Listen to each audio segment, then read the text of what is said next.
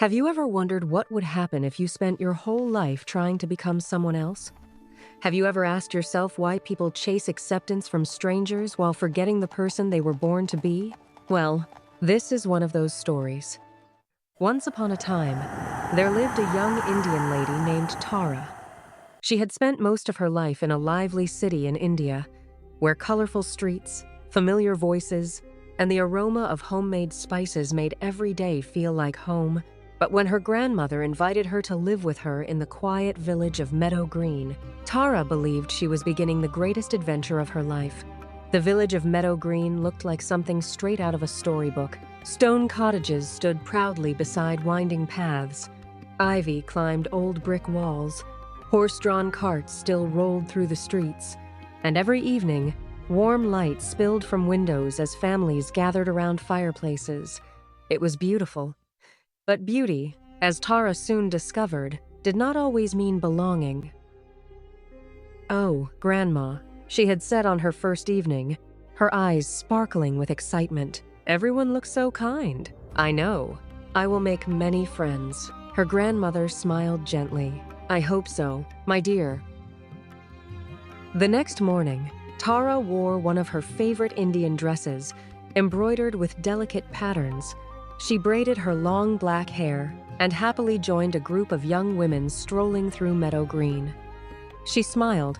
Good morning. It is finally wonderful to meet everyone. The girls looked at one another before one of them whispered loudly enough for everyone to hear, "What is she wearing?" Another giggled. "And did you hear how she talks?" The group burst into laughter.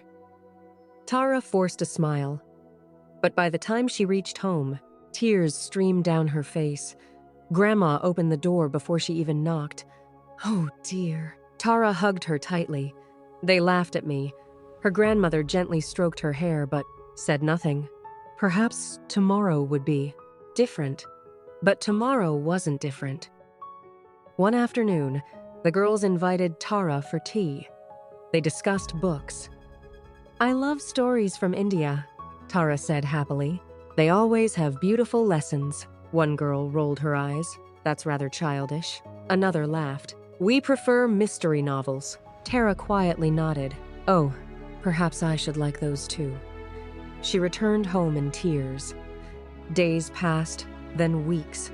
Every outing became another lesson in rejection. At the market in Meadow Green, she politely asked an elderly woman, Excuse me, how much is this bread? The market women exchanged glances before mimicking her Indian accent. "Oh, how much is this bread?" One repeated dramatically. The others laughed so loudly that shoppers turned around. Tara's face burned with embarrassment. She hurried home once again. Soon, she decided something had to change.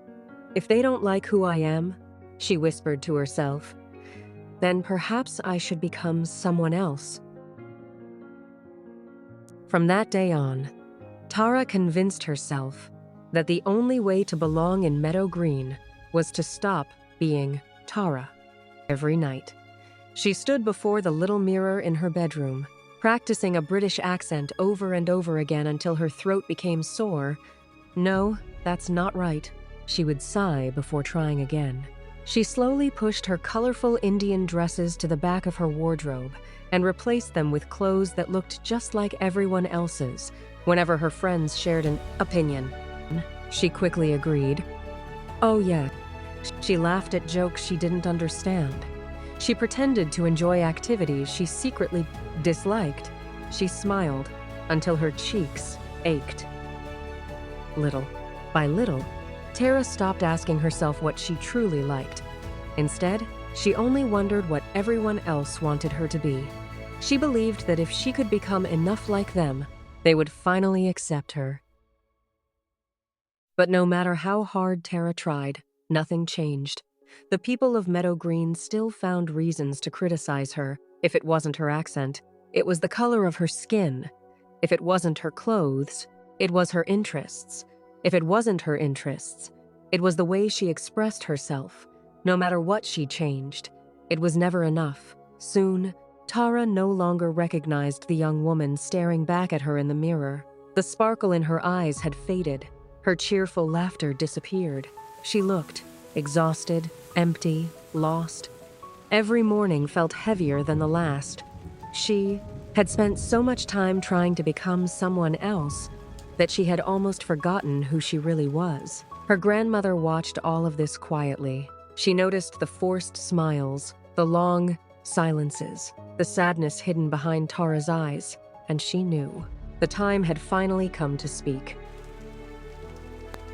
One cold evening, rain gently tapped against the windows, while the fire crackled warmly inside the old stone fireplace. "Tara," Grandma called softly, "come and sit with me." Tara wrapped herself in a warm blanket and sat beside her grandmother for a long moment. Neither of them spoke.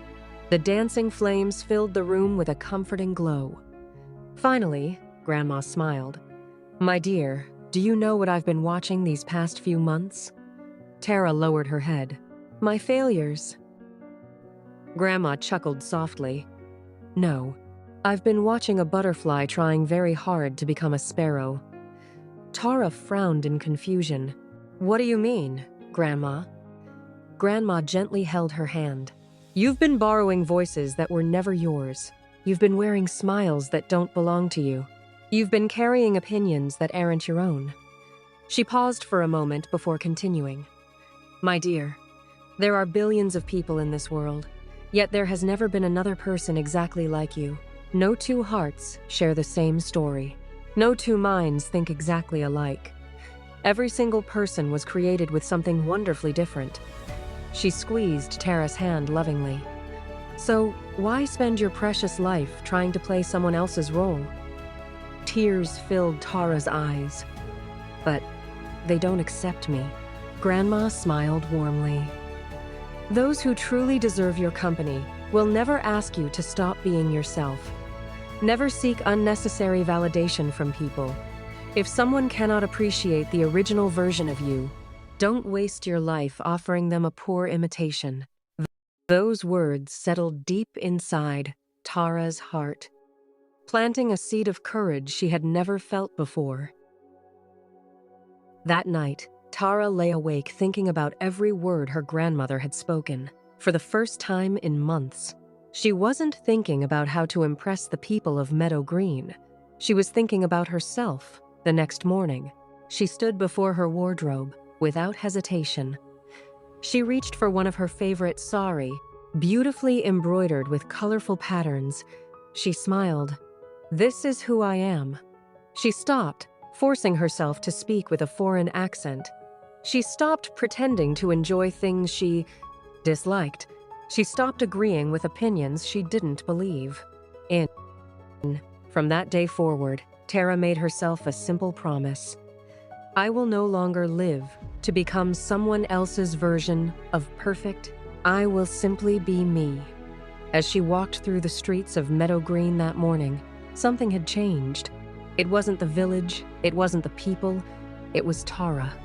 For the first time since arriving, she carried herself with quiet confidence instead of fear.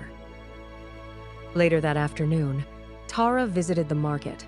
The moment the market women heard her speak, they exchanged familiar glances. "There she goes again with that funny accent." One of them laughed. A few others joined in. Only this time, Tara laughed too. The women stopped and looked at her in surprise. "You know," Tara said with a cheerful grin, "your accent is actually quite cheap." The women gasped. "Cheap?" one of them asked. "Yes," Tara replied playfully.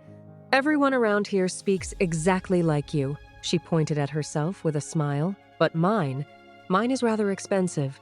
I am the only person in all of Meadow Green who can speak exactly like this." For a moment, silence filled the market. Then one woman burst into laughter. Soon, everyone else laughed. Not at Tara, but with her. For the very first time. The laughter no longer hurt. It became the beginning of something beautiful. As the days passed, Tara stopped hiding the things that made her different.